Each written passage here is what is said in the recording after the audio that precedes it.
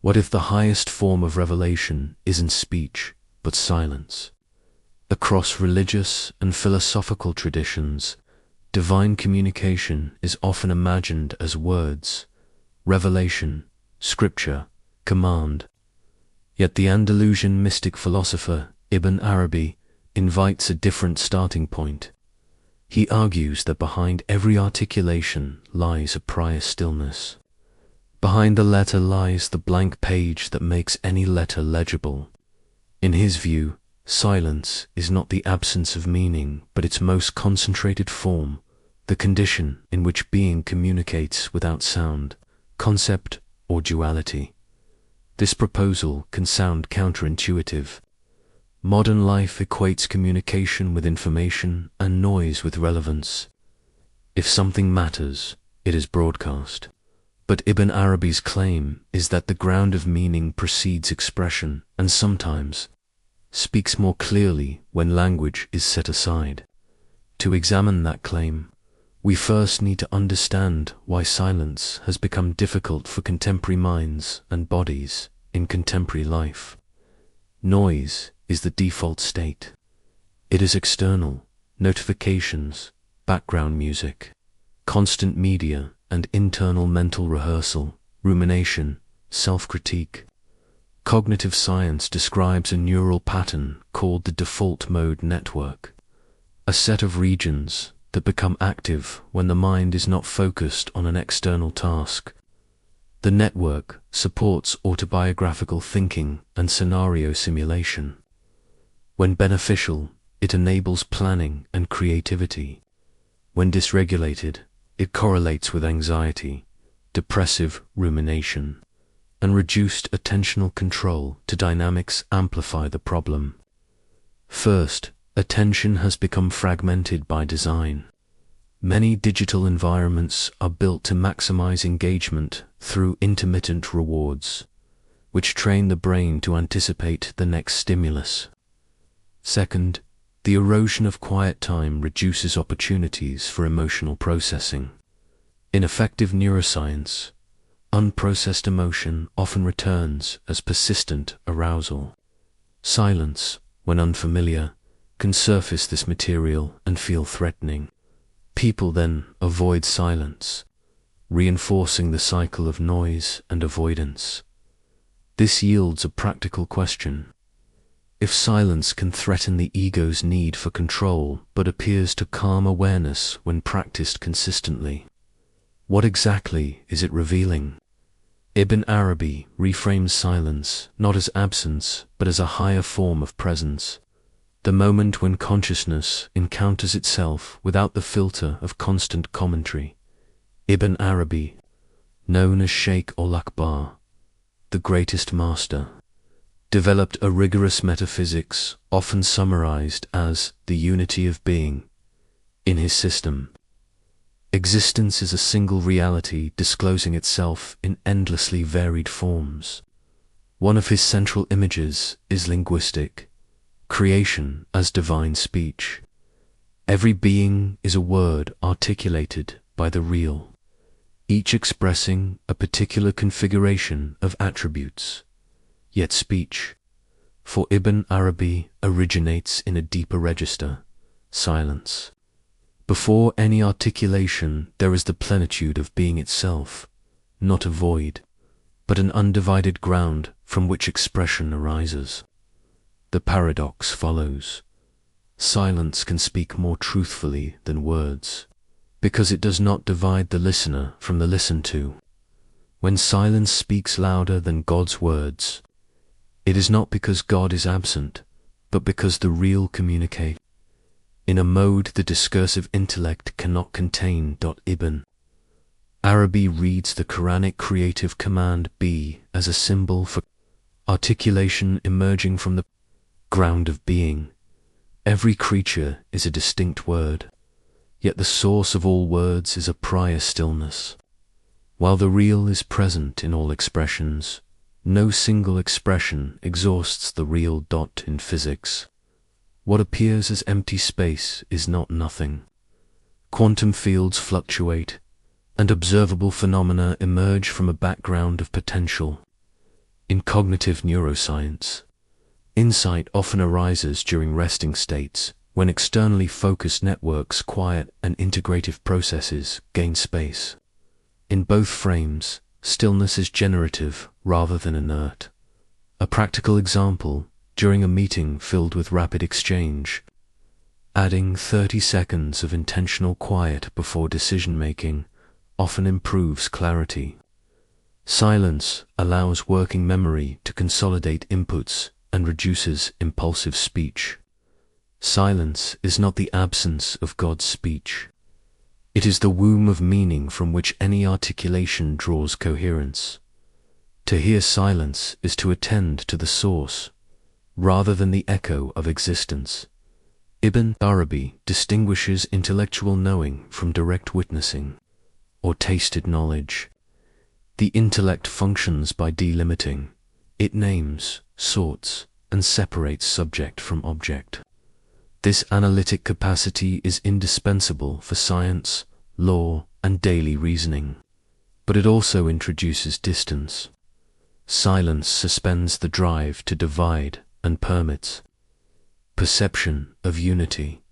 Certain contemplative practices are associated with decreased activity in language-dominant regions of the brain and altered connectivity between attention networks and the default mode network. Participants often report a sense of non-verbal awareness, reduced temporal tracking, and increased global coherence. When verbal processing quiets, another form of cognition, immediate non-discrete pattern level, becomes more salient. During skilled performance in music, athletics, or surgery, experts often describe the mind going quiet. Task-relevant systems remain active, but verbal self-talk recedes, reducing interference. For Ibn Arabi, this illustrates a principle. Truth in its highest register is realized rather than said. Silence is not ignorance. It is cognition beyond conceptual language. For Ibn Arabi, listening is a sacred discipline. If creation is divine speech, then every being praises in its own tongue. Hearing that praise requires interior quiet, not withdrawal from life, but precise receptivity. Silence here is ethical because it conditions how one relates to others. It reduces premature interpretation and increases presence. Active listening improves empathy and relational satisfaction. Quiet attention correlates with parasympathetic activation, a marker associated with emotional regulation. A short period of silent attention before a difficult conversation can shift outcomes. Reactivity decreases, and clarity increases. The world is already speaking the real. The question is whether the listener's bandwidth is available. A noisy interior converts conversation into confirmation bias.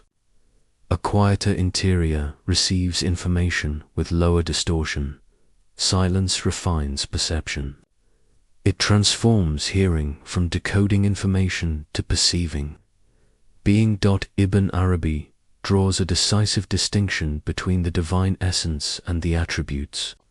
Revelations, names, and forms belong to the attributes. Ways the real becomes knowable. But concerning the essence itself, he is apophatic. It neither speaks nor appears.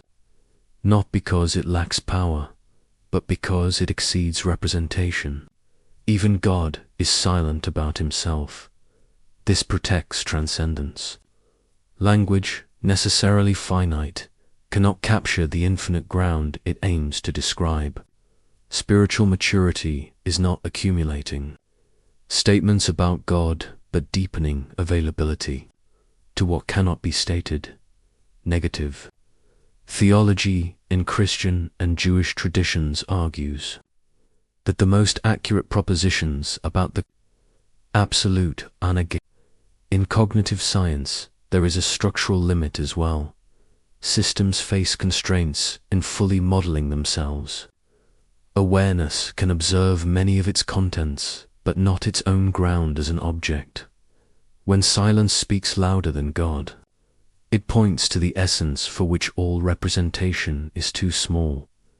Ibn Arabi's silence is metaphysical, but it is also cognitive.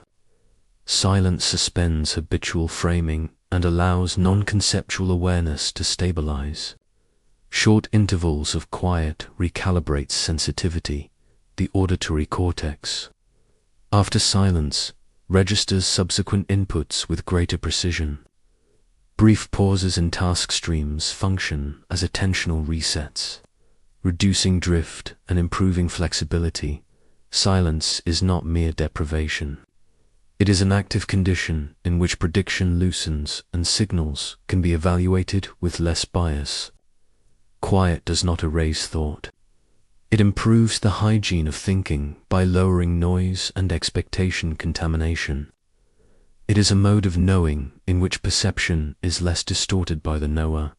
A practical, research-aligned framework, intentional, quiet, establish intervals without input. No speech, screens, or music. Sit or stand comfortably, eyes softened.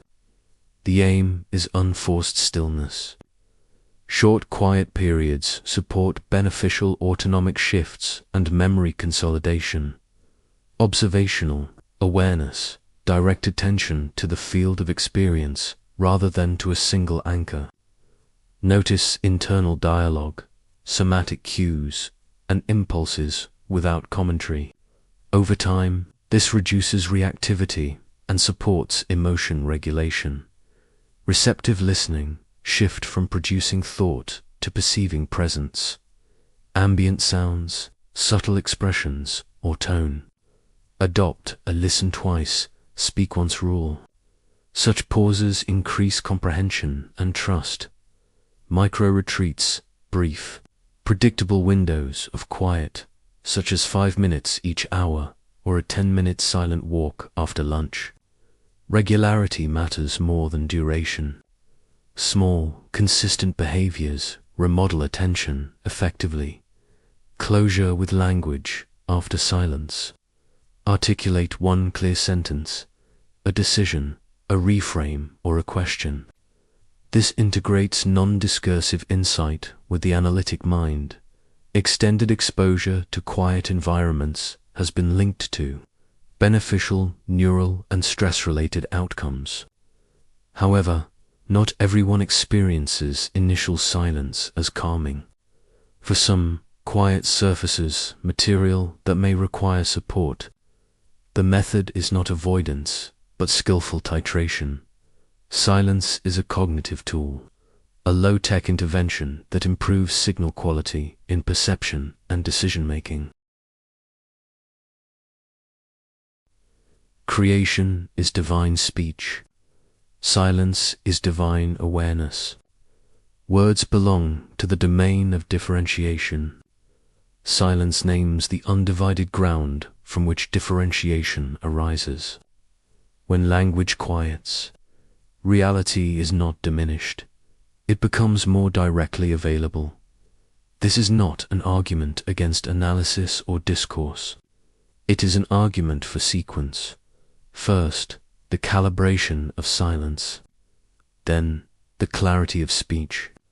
Silence optimizes the cognitive environment in which true learning occurs. The forbidden knowledge of silence is not esoteric. It is the recognition that truth, at its highest register, cannot be spoken into someone. It must be realized in them.